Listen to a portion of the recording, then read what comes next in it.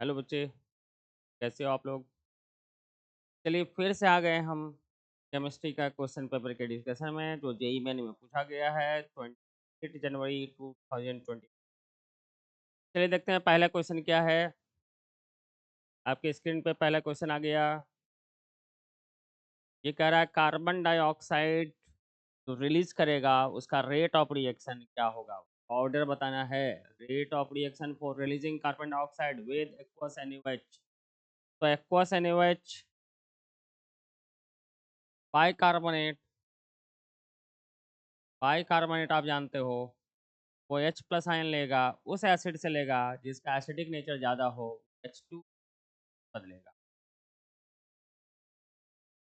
Okay बच्चे, तो देखना है कि किसका एसिडिक नेचर बाइकार्बोनेट से ज़्यादा होगा, तभी वो एसिड H+ आयन देगा बाइकार्बोनेट को, ये कार्बोनिक एसिड में बदलेंगे, अल्टीमेटली अनस्टेबल होने के चलते कार्बन डाइऑक्साइड।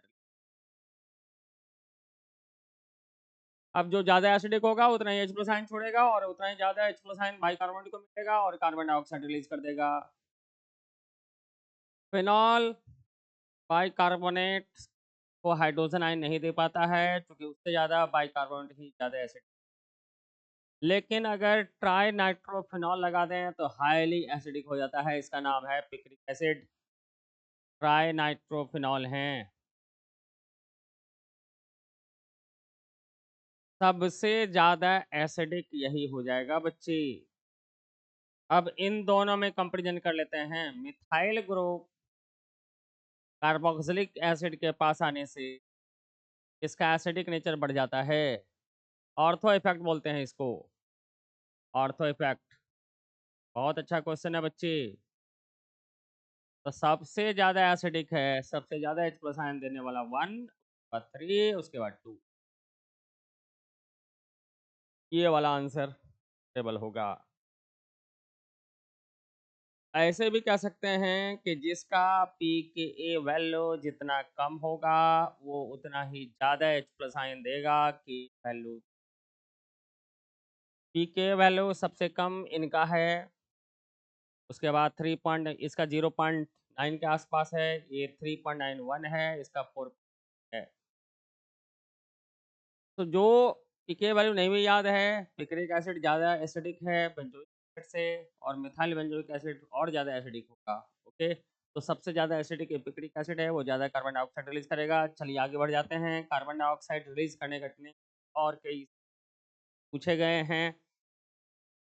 जिस एसिड का भी H+ आयन देने का टेंडेंसी ज़्यादा हो, डेफिनेटली वो H+ आयन ज़्यादा दे करके के वैल्यू उसका ज़्यादा, पीके वैल्यू कम हो तो H+ आयन देगा और कार्बोनिक एसिड बनाएगा, फिर कार्बन डाइऑक्साइड। सेकंड क्वेश्चन पे आ जाते हैं, देखते हैं क्या पूछा जा रहा है। अच्छा, ये कार्बोकेटाइन का स्टेबिलिटी से रिलेटेड चीज पूछा गया है बच्चे। कार्बोकेटाइन का स्टेबिलिटी, सबसे ज्यादा ये ट्रोपालियम आयन है, एरोमेटिसिटी है, सबसे ज्यादा स्टेबल होगा। ये सबसे ज्यादा स्टेबल होगा। जितना फिनाइल ग्रुप लगा दें उतना ही स्टेबल होता है। इसके बाद यही होगा रेजोनेंस। इसमें 2 फिनाइल ग्रुप है, सबसे ज़्यादा 1 स्टेबल हो जाएगा, उसके बाद सेकंड, फिर थर्ड, सबसे कम स्टेबल फोर्थ। तो देख लीजिए 2 ऑप्शन बिल्कुल सही जा रहा है। अगर 7 मेंबरिंग हो और एक कार्बन पे कार्बोकेटाइन हो, बाकी कंजुगेशन में हो, तो वो कार्बोकेटाइन एरोमेटिसिटी के चलते बहुत ज़्यादा स्टेबल हो जाएगा। उसके बाद कार्बन पे 3 फिनाइल लगा दीजिए, उससे कम स्टेबल एक 2 फिनाइल वाला, उससे कम स्टेबल एक फिनाइल वाला, उसके बाद ये वाला है में हाइपर कंजुगेशन है। ये कार्बोकेटाइन का स्टेबिलिटी से रिलेटेड कई बार आप पढ़े हैं, एकदम सही गया होगा आपका। चलिए अब 3 कह रहा है, in given reaction sequence chlorobenzene है, उसका रिएक्शन KOH से करवाया गया, हाई टेम्परेचर है 623 300 ATM, carbon dioxide H+ ion और अमोनिया एस बना, फिर ब्रोमीन और क्यूएच के साथ रिएक्शन करवाए, फिर क्लोरोफॉर्म भी बना दिया in presence of KOH, R बना। तो आर क्या है? आर क्या है? बिल्कुल सिंपल है बच्चे। अगर क्लोरोबेंजीन है, क्लोरोबेंजीन में क्लोरीन का लोन पेयर ऑफ इलेक्ट्रॉन के साथ रेजोनेंस में है, तो यहाँ पार्शियल डबल बॉन्ड कैरेक्टर आने से ये जल्दी नहीं हटेगा। न्यूक्लियोफिलिक सब्स्टिट्यूशन ये जल्दी नहीं देगा। लेकिन under high pressure adverse condition में, अगर कंडीशन को एडवर्स कर दें, ड्रास्टिक कर दें, तो उस कंडीशन पे हाई टेम्परेचर हाई प्रेशर पे KOH उसके साथ रिएक्शन करेगा, क्लोरीन को हटा देगा, न्यूक्लियोफिलिक सब्स्टिट्यूशन हो गया। KOH के प्रेजेंस में ये न्यूक्लियोफिलिक सब्स्टिट्यूशन होंगे, ये OH जाएगा, क्लोरीन हट जाएगा, ये बन जाएगा फिनॉल। क्योंकि मीडियम अल्कलाइन है, तब जा कर के ये पोटासियम का फिनॉक्साइड आयन बनाएगा। उनके बाद कार्बन डाइऑक्साइड से रिएक्शन करवाइए। कार्बन डाइऑक्साइड में कार्बन पे पॉजिटिव चार्ज है, ये न्यूक्लियर सेंटर है, ऑर्थो पोजीशन से ये इलेक्ट्रॉन ले लेगा बच्चे। इलेक्ट्रोफिलिक एरोमेटिक सब्स्टिट्यूशन होगा और ये बना देगा कार्बन डाइऑक्साइड का, कार्बन इस पे आ जाएगा, एक बॉन्ड उधर टूट करके चला जाएगा, तो ये माइनस ऐसा बन गया। एसिडिफिकेशन कर दीजिए। अगर एसिडिफिकेशन कर दिया जाए तो ये बन जाएगा सैलिसिलिक एसिड। OH यहाँ पर COOH लग जाएगा। चल जा रहा है। आगे कह रहा है अमोनिया के साथ अगर हीट किया जाए, कार्बोक्सिलिक एसिड अमाइड में कन्वर्ट हो जाते हैं। आपको ये चीज़ एकदम याद होगा, कार्बोक्सिलिक एसिड अमाइड में कन्वर्ट हो जाएगा, CONH2 लग जाएगा। अब इसका रिएक्शन अगर ब्रोमीन और KOH से करवा दिया जाए तो हॉफमान ब्रोमाइड डिग्रेडेशन होता है। कार्बन वाला ये कार्बन कार्बन डाइऑक्साइड में बदल जाएगा, डायरेक्ट H2 इससे जुड़ जाएगा। मैकेनिज्म आप जानते हो, प्राइमरी अमीन बन जाएगा।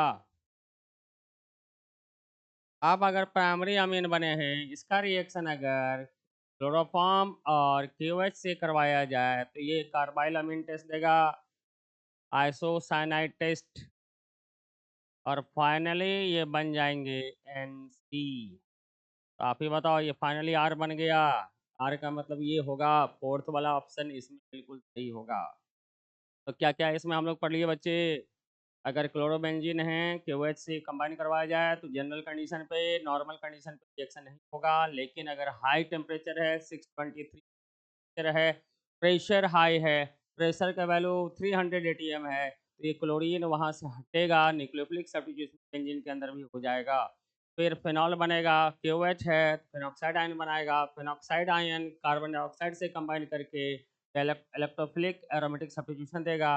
ये COO माइनस आ जाएगा रिंग पे, एसिडिफिकेशन करने पे दोनों जगह H आ गया, सैलिसिलिक एसिड हो गया। अमोनिया के साथ रिएक्शन कराएंगे तो फिर अमाइड बनेगा। अमाइड में कार्बन, ये अमाइड वाला कार्बन को हटाना है कार्बन डाइऑक्साइड के फॉर्म में, तो bromine KOH Hofmann bromide degradation, primary amine बन जाएगा, CO हटेगा, NH2 लग जाएगा। क्लोरोफॉर्म और KOH से कंबाइन करवा दिया जाए तो आइसोसाइनाइड दे देगा, आइसोसाइनाइड। फोर्थ वाला ऑप्शन बिल्कुल सही था, आपका सही हुआ। चलिए, कई तरह के इसमें रिएक्शन शामिल थे और अच्छा क्वेश्चन था। आगे बढ़ जाते हैं हम लोग। ये तो सिंपल क्वेश्चन लग रहा है, केमिकल बॉन्डिंग से स्क्वायर पिरामिडल शेप किसका होगा? तो स्क्वायर पिरामिडल शेप के लिए चाहिए 5, इसमें 5 चाहिए बच्चे, 5 चाहिए, 5 बॉन्ड पेयर ऑफ इलेक्ट्रॉन और एक lone pair of electron. Hybridization चाहिए 6 हाइब्रिड ऑर्बिटल sp। ब्रोमीन में 7 वैलेंस इलेक्ट्रॉन है, 5 वैलेंस इलेक्ट्रॉन इस्तेमाल हुआ है, एक रह गया है, तो इसका तो होना ही चाहिए, BrF5 होना चाहिए, BrF5 उसमें है। चलिए ये चेक कर लेते हैं, SbF5 5 वैलेंस इलेक्ट्रॉन है और इसमें 5 फ्लोरीन है, एक भी इसके पास लोन पेयर ऑफ इलेक्ट्रॉन नहीं बचेगा, 5 हाइब्रिड ऑर्बिटल का जरूरत पड़ेगा। sp3d होगा, तो इसमें ट्राइगोनल बाइपिरामिडल हो जाएगा, इसमें एक में स्क्वायर पिरामिडल, दूसरा में ट्राइगोनल बाइपिरामिडल, वो तो होगा ही नहीं। इसमें भी ट्रायगोनल बाइपिरामिडल PCl5 का आप जानते हो, तो राइट ऑप्शन यही होगा। ऐसे भी चेक कर लेते हैं बच्चे, ऐसे भी चेक कर लेते हैं। XE, अगर XE कहा जाए, इसका 8 वैलेंस इलेक्ट्रॉन होता है। 2 इलेक्ट्रॉन ऑक्सीजन के साथ जुड़ जाएगा, एक एक इलेक्ट्रॉन के साथ जुड़ जाएगा, तो 4 और 2 6 इलेक्ट्रॉन का वैलेंस इलेक्ट्रॉन का इस्तेमाल हो गया है एक लोन पेयर ऑफ इलेक्ट्रॉन। मतलब टोटल जो सिग्मा बॉन्ड 5 बनेगा एक लोन पेयर ऑफ इलेक्ट्रॉन। तो बॉन्ड पेयर पाई बॉन्ड नहीं बनाता है हाइब्रिड ऑर्बिटल के लिए, पाई बॉन्ड नहीं चाहिए पाई बॉन्ड के लिए, ये ओवरलैपिंग चाहिए। ये भी स्क्वायर पिरामिडल शेप का हो जाएगा, तो आंसर 1 आना चाहिए। केमिकल बॉन्डिंग में आपने पढ़ा है स्क्वायर पिरामिडल शेप XeF4 में भी होगा और BrF5 में होगा। हाँ, bond angle loan pair of electron के चलते 90 नहीं हो पाएगा BrF5 में, आप ये जानते हो। चलो, आप ये एटॉमिक स्ट्रक्चर का सिंपल सा क्वेश्चन आ गया है। किसका एनर्जी लेवल से का जिसका N और L वैल्यू इक्वल होगा, N भी इक्वल L भी इक्वल, उसका एनर्जी लेवल बिल्कुल इक्वल हो जाएगा। चलिए, पहला हम देखते हैं N का वैल्यू 2 है, L का वैल्यू 2 है। दूसरा में N का वैल्यू 2 है, L का वैल्यू 1 है। दोनों सेट में एनर्जी लेवल बराबर नहीं होगा क्योंकि N और L अलग अलग है। इसमें देख लेते हैं, C में N3 है, L2 है। D में भी N3 है, L2 है। M से कोई मतलब नहीं होगा, M और ऑर्बिटल को बताएगा। जिसका principal quantum number azimuthal quantum number एक ही होगा, उसका एनर्जी भी एक ही होगा बच्चे, उसका एनर्जी भी एक ही होगा, चाहे M का वैल्यू कुछ भी हो। तो अलग अलग ऑर्बिटल, एक ही सेल और सब सेल का जिसका एनर्जी लेवल बराबर होता है उसका नाम है डी स्प्रेड। तो बताइए आंसर क्या हो जाएगा बच्चे, जल्दी से बताइए। N इक्वल और L भी इक्वल कौन कौन सा सेट के लिए है, C और D के लिए है, तो आंसर हो जाएगा 3। आंसर 3 हो जाएगा इसमें। फिर ऑर्गेनिक से एक कोरिलेट किया है चीज़ों,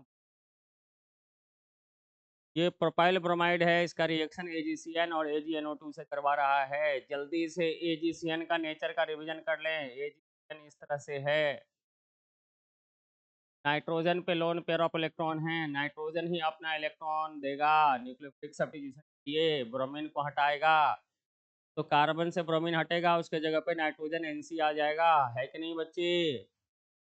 AgCN को रिएक्शन करवाया जाए RX से, तो ये RNC बनता है, आइसोसाइनाइड न्यूक्लिक रिएक्शन में आपने पढ़ा है।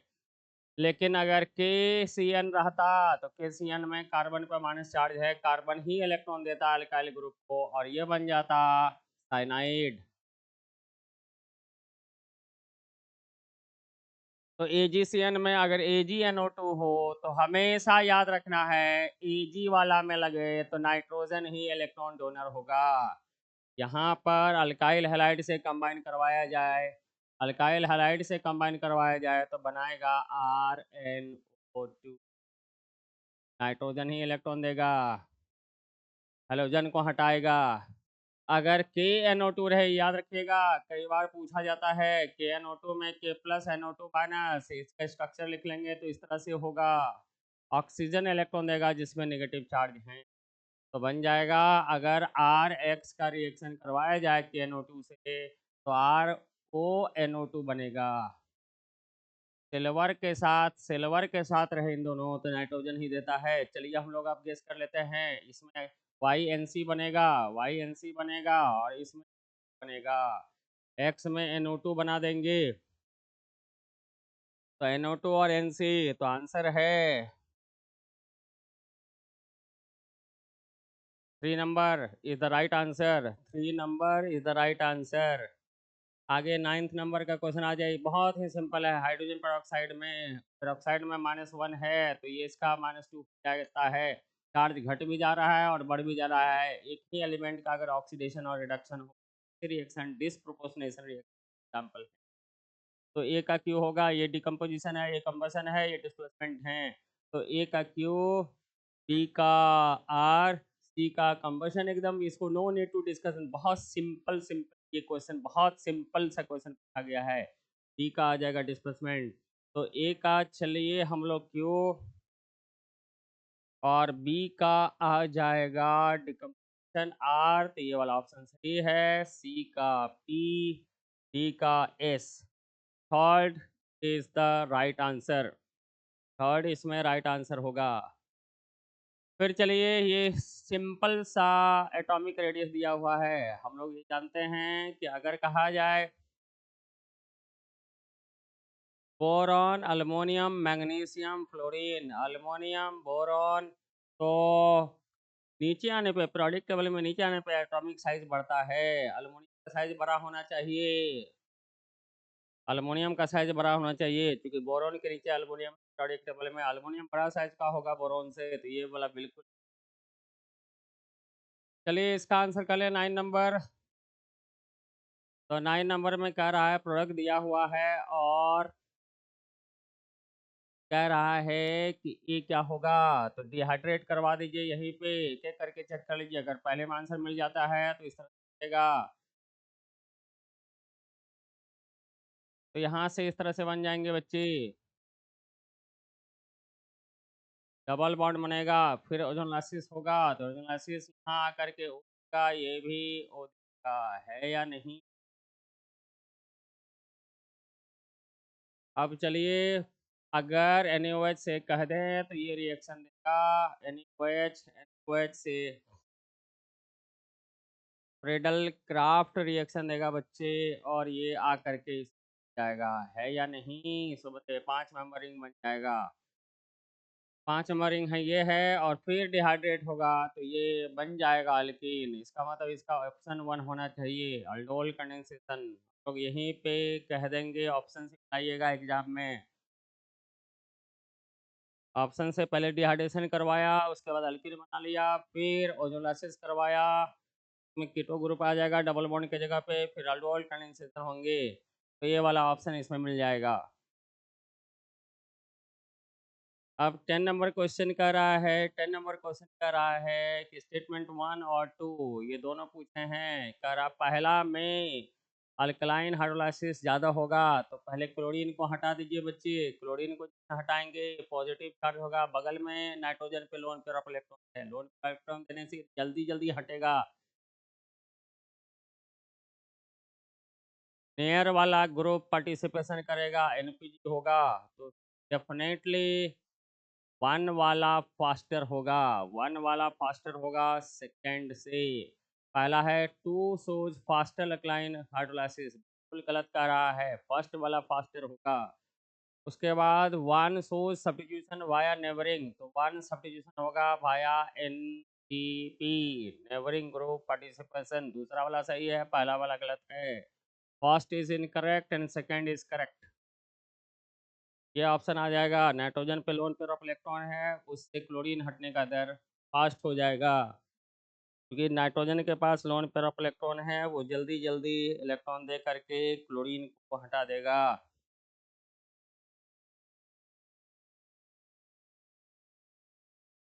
अब इसमें कह रहा है कि किसमें हाइड्रोजन सेम एनर्जी लेवल है इलेक्ट्रिक फील्ड और मैग्नेटिक फील्ड के एब्सेंस में। तो चलिए, हम लोग जानते हैं हाइड्रोजन के लिए सिर्फ और सिर्फ एनर्जी डिपेंड करता है एंड पे, जिसका N value principal quantum number equal हैं, तो ये टू आगे लगा हुआ है, तो यही हो जाएगा। एन रूल बताइएगा, मोनो इलेक्ट्रॉनिक स्पीसीज के लिए एनर्जी सिर्फ और सिर्फ एन पे डिपेंडेंट है, सिर्फ एन पे डिपेंडेंट है।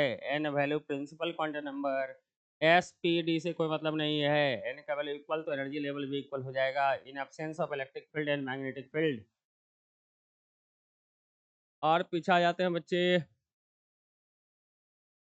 12 में कह रहा है कि कौन सा इसमें अल्डिहाइड और ketone reaction can be used to distinguish aldehyde and ketone reaction. Aldehyde और कीटोन रिएक्शन कौन डिस्टिंग्विश करेगा।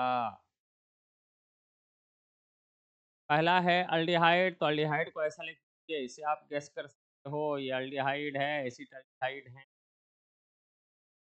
ये एसीटोन है, ये दोनों आइडोफॉर्म रिएक्शन देगा। आइडोफॉर्म रिएक्शन के लिए अल्फा मिथाइल कीटो होना चाहिए, तो आइडोफॉर्म रिएक्शन से हम लोग चेक नहीं कर सकते हैं। चलिए, अल्डोल कंडेंसेशन, तो अल्डोल कंडेंसेशन के लिए अल्फा पोजीशन पे हाइड्रोजन होना चाहिए। ये अल्डोल कंडेंसेशन का हाइड्रोफॉर्म रिएक्शन भी देगा। टॉलेंस रिएजेंट सिर्फ अल्डिहाइड देता है, केनेजारो रिएक्शन सिर्फ अल्डिहाइड देगा। टॉलेंस रिएजेंट सिर्फ अल्डिहाइड देगा। टॉलेंस रिएजेंट सिर्फ अल्डिहाइड ग्रुप अल्डिहाइड देगा। जो सिल्वर आयन, जो टॉलेंस सिल्वर नाइट्रेट हैं, इसका सिल्वर आयन को सिल्वर में बदलवा देगा करके। अल्डिहाइड बेटर रिड्यूसिंग है उसके लिए, तो कौन नहीं देगा, इससे हम कर सकते हैं, है कि नहीं। कैनिजारो रिएक्शन सिर्फ और सिर्फ अल्डिहाइड देगा, तो डी और ई दोनों के लिए। फेलिंग्स रिएजेंट केवल अल्डिहाइड देगा। फेलिंग्स रिएजेंट केवल फेलिंग टेस्ट अल्डिहाइड देगा, ये दोनों देगा। किससे किससे दोनों को अलग किया जा सकता है। टॉलेंस टेस्ट से कैनिजारो रिएक्शन से अल्डिहाइड देगा। फेलिंग्स रिएजेंट से क्लीमेट रिएक्शन देगा। D D E D D E से हम लोग डिस्टिंग्विश कर सकते हैं। चलिए, बोरेक्स बीट टेस्ट में मैंगनीज +2 आंसर लिखा हुआ है। वही वायलेट कलर देता है बच्चे, वही वायलेट कलर देता है। अब इसमें कह रहा है कि which of the following has same number of loan pair of electron on central atom H. ये और सेट में पूछा गया है। Cl अगर ClF3 कहा जाए तो इसका शेप ClF3 कहा जाए तो इसका शेप T होता है। और क्लोरीन पे 2 lone pair of electron, chlorine पे 2 lone pair of electron, equatorial plane पे 2 लोन पेयर ऑफ इलेक्ट्रॉन होता है, इसका नाम T शेप है, हाइब्रिडेशन है, कई बार आपने पढ़ा है। 2 लोन पेयर ऑफ इलेक्ट्रॉन आपको चेक करना है कहाँ पर मौजूद है। XeF5- में, तो पहले स्ट्रक्चर लिख लीजिए, ये XeF5 है, लिया 5 क्लोरीन। क्लोरीन हमेशा सिंगल बॉन्ड बनाता है, 5 इलेक्ट्रॉन इस्तेमाल करता है।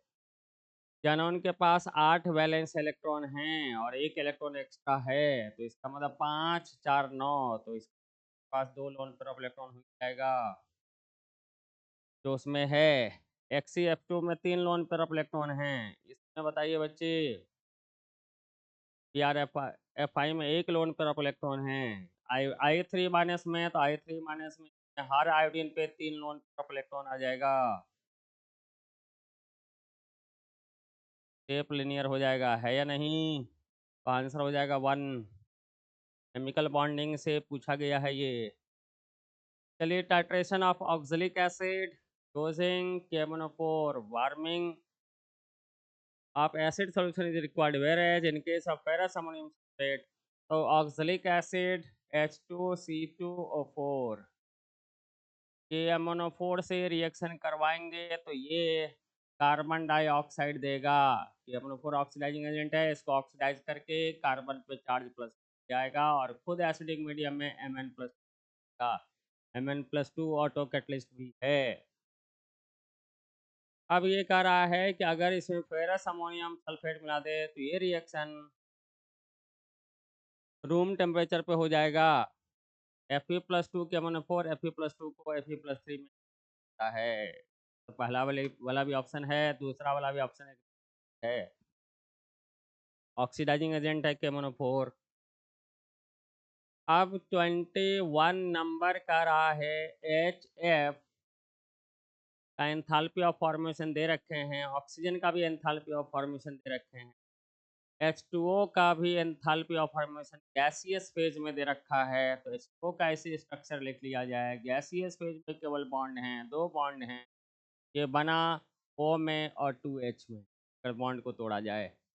बॉन्ड एनर्जी ही पूछ रहा है बच्चे, तो formation of product minus formation of reactant, यही इस रिएक्शन के लिए एनर्जी होगा। अगर एनर्जी X लगा तो 2 बॉन्ड को तोड़ना पड़ेगा गैसियस। तो ऑक्सीजन का एंथैल्पी ऑफ फॉर्मेशन कितना दिया हुआ है वो लिख लीजिए, 250। हाइड्रोजन का हो जाएगा एंथैल्पी ऑफ फॉर्मेशन को 2 को, तो 2 से गुना कर दीजिए, एंथैल्पी ऑफ फॉर्मेशन पर मोल के लिए है, तो 444 में 250 जुड़ जाएगा, तो यह आ जाएगा 49। वाटर का एंथैल्पी ऑफ फॉर्मेशन -2 8 है। तो हम लोग कहेंगे इस x का वैल्यू जो आएगा, enthalpy of formation of product minus of reactant, आप कई बार ये पढ़ चुके हो बच्चे, 694 माइनस ऑफ -248, तो यह आ जाएगा 694 248 ऐड हो जाएगा तो 12 4 और यहाँ से आ जाएगा, तो इतना एनर्जी देना पड़ेगा। तो 2 बॉन्ड के लिए ये एनर्जी है, bond energy 2 times of bond energy of oxygen hydrogen, दोनों बॉन्ड को तोड़ना पड़ेगा। तो बॉन्ड एनर्जी ऑफ ऑक्सीजन और हाइड्रोजन, इसका वैल्यू 942 डिवाइडेड बाई 2 आ जाएगा, क्या आ जाएगा 471 471 इसका बॉन्ड एनर्जी आ जाएगा बच्चे। अब चलिए 22 नंबर का रहा है कि 70% है डेंसिटी दिया हुआ है, कई बार बताया गया है अगर परसेंटेज बाय मास दिया जाए तो मोलारिटी का value 10 into percentage into density of solution divided by molar mass of solute, इसका सोल्यूट का मोलर मास 60, तो परसेंटेज का वैल्यू रख लीजिए और बाकी सॉल्व कर लेंगे तो ये आ जाएगा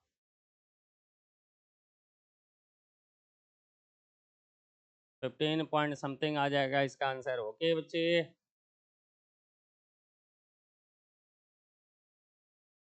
अब कह रहा है 1 ग्राम नॉन इलेक्ट्रोलाइट है 50 ग्राम में डिजोल्व किया गया है, नॉन इलेक्ट्रोलाइट है, वन टॉप फैक्टर का वैल्यू 1 हो जाएगा, फ्रीजिंग पॉइंट 0.4 से प्रेस कर रहा है, कह रहा है के F value, molar depression constant के एफ का वैल्यू पूछ रहा है, तो सीधा से लिख लीजिए delta T F, one top factor का वैल्यू नॉन इलेक्ट्रोलाइट के लिए 1 इंटू के एफ, मोलरिटी का वैल्यू भी लिख लीजिए बच्चे, मोलरिटी 1 डिवाइडेड बाय 256, ये एक 50 ग्राम सॉल्वेंट में है इन 1000।